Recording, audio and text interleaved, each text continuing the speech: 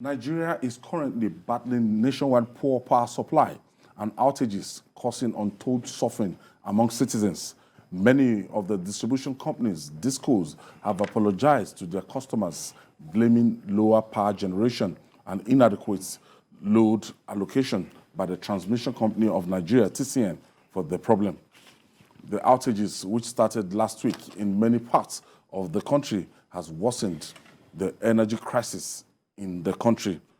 Jide, during the Yuletide period, New Year, at the point in time, we have experiencing like 21, 22 hours power supply, and I was like, wow, is this Nigeria? All of a sudden, the thing plunged, and it's not something that is new, but then because of the heat, because of the weather, it has been difficult to cope. No fuel, no lights. It's a difficult time to have fuel scarcity. I mean, to have inadequate supply of electricity, but that is what it is. Before I traveled to the Northeast, I was enjoying at least 10, 11 hours of electricity, which is the highest since I moved into my present location in 1999. The highest that I've ever experienced, 11 hours. 11 hours. Now, all that one has evaporated. If we get 1 hour, one whole hour in 24 hours, we'll be grateful. We use it to quickly go and pump water and all that. This is the unfortunate situation that we found ourselves. Power generation dropped to 2,200 megawatts from 3,553 megawatts last week. So what we are experiencing is normal. If you have just 2,200 megawatts generated, what do you want the DISCOs to distribute? They won't have enough to distribute. The DISCOs are complaining that what is allocated to them is too small. For example, EEDC, they were allocated 268 megawatts, which is to be distributed to the southeastern states. Now, Ikeja, all of the DISCOs are complaining that what the Transmission Company of Nigeria sent to them is the reason they are unable to provide people, supply our people with electricity. Now, the question is, why is TCN willing as low as 2,200 megawatts? It is because of gas constraints. Gas constraints is a major reason why we have this problem. If we produce, but even the piping of gas in our country, I remember some time ago when we met the minister, we were saying, if our leaders had not been visionless, these gas pipelines should have been sunk far deeper into the ground and make it impossible for vendors to access. A lot of these vendors breach pipelines in the hope that it is actually carrying PMS or crude oil, only to discover that it is gas. Yes. And once you are broken it, there is nothing you can do. The gas that is escaping, you cannot pipe it, is useless to you. So that is a problem that happens from time to time. Then even the people who supply gas, sometimes they complain that they are being owed. So for that reason, they will not supply the GENCOs. And if they don't supply the GENCOs, the GENCOs do not have enough gas supply. It means that not all their generators will be kept alive. Only some of them. If you have like 10 generators, maybe you just, about 5 of them, you put on 5 of the generators.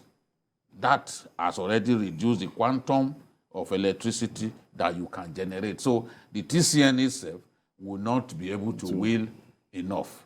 Of course, TCN too has its own issues with old equipment and all that. So infrastructure. At the end of the day, as I always say, the power generation and the electricity production is a relay. The discos are the face of the entire enterprise. So and they are the most demonized. They are the ones that we face. They are the ones that we not knowing that. But they're just retailers. if you do not will enough to them, there is so little that they can actually supply to Nigerians. So this is the thing. We hope that the situation will improve and that alternative sources of electricity will be explored. As long as we depend so much on gas-fired turbines, we will be in trouble. Mayor, are we going to get over this? I don't think so. It's going to be with us for some time. And the reason being that, one, the Obasanjo government made a fundamental error.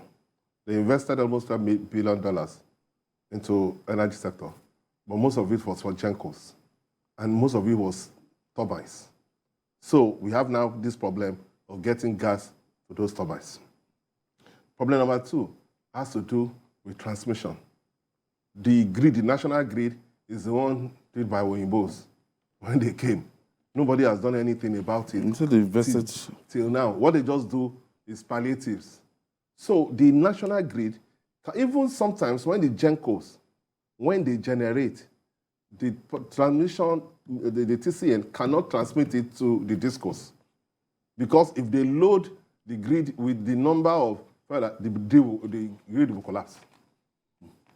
So then thirdly, has to do with the privatization done by President Goodluck Jonathan.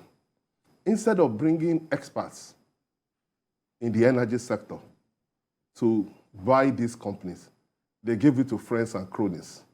So most of these discos do not have the financial power to be able to do a lot of things. I got it. We were told that the federal government might take over some of this. So that's the problem. When it comes to generation, we have problems of gas to turbines. When we have transmission, we have problems. They will sue them. We have problems. They have laws, the grid. stringent laws. So what I think we should do is to decentralize power generation, transmission, and distribution. It will be easier. For example, if this government has shown willingness to solve the problem, they will be able to build transmission stations in each geopolitical zone and not rely on one national grid. And then we have to tell the discos to be professional in what they do. It's ridiculous that in 2023, there's still something called estimated bill. That shouldn't be estimated bill. I want to talk about this prepaid meter. Yes, a lot of people are estimated bills. Yes. Even now, to get prepaid meter, you have to pay. Which shouldn't be so. So those are part of the problem, because somebody will not give you electricity, and they will give you estimated bill running into several thousands. If you know the number of businesses and economic activities attached to lights, you understand why we are here. And if we don't record a kind of improvement in that sector, nothing will move. Oh, a lot of companies that left Nigeria was likely because of this electricity problem. And some have found a way to not rely on public electricity. Look at flour mills, for example. Flour mills is working 24 hours a day. So if you must keep your engines running 24 hours a day, you can't rely on public electricity. Because sometimes you will just hear that, oh, Egbin, they have gas issues. Egbin is the biggest gas-fired plant in West Africa. And it is the biggest that we have. Whenever they have issues there, we are in trouble. Whenever they have issues, but they serve mostly Lagos. You know, so I think that we should look for alternative sources, build more dams. Hydro, Brazil is hydro that they are relying on. You know, with water coming from the Amazon River, it's hydro that they rely on. We are not even saying rely on a source, but let's even try to look at other sources so that we don't rely on. We can also do wind. This gas. We can also do solar. Because a lot of the power stations are built far away from the source of gas. Far away from the source of gas. So that in itself is a problem. So there are other sources off-grid sources, for example, that we can explore. You know, even if you use those ones to take care of our rural areas, at least let's explore more of the off-grid sources. Solar, we are blessed now, so much sun in our country. There is an airport, I think, in India that operates 100% on solar. The whole airport. Well, we can maximize that. I don't know. So this is the potential is there for us to use solar a lot more. Potential is there. Let's not just focus on all these gas-fired power plants that from time to time we have issues with them. Even hydro, at a point in time, they will tell you when the water level is down. Of course. Yeah, that is normal. That's normal. But it's also because we didn't have enough. There was a time that we were reliant on Kainji, you know, but they just finished building another hydro power plant now in that same area. So hopefully, if we can build more, we can then see power generation from hydro sources, you know, trying to match what is coming from gas-fired power plants, because the gas-fired power plants are many. You know, we have more than 20 of them. I want to thank you, Mayor Akinpelu. Thank you. Thank you for your contribution, and welcome back, Babajide Kolade Ototoju. And that's our offering today. Join us tomorrow for another episode of the program. You can watch the repeat broadcast tonight at 11 p.m. Join us on Sunday for Journalist Hangout on Sunday between 1:30 to 3:30 p.m. We're on YouTube, youtube.com/TVC News Nigeria. See you tomorrow, and God bless Nigeria.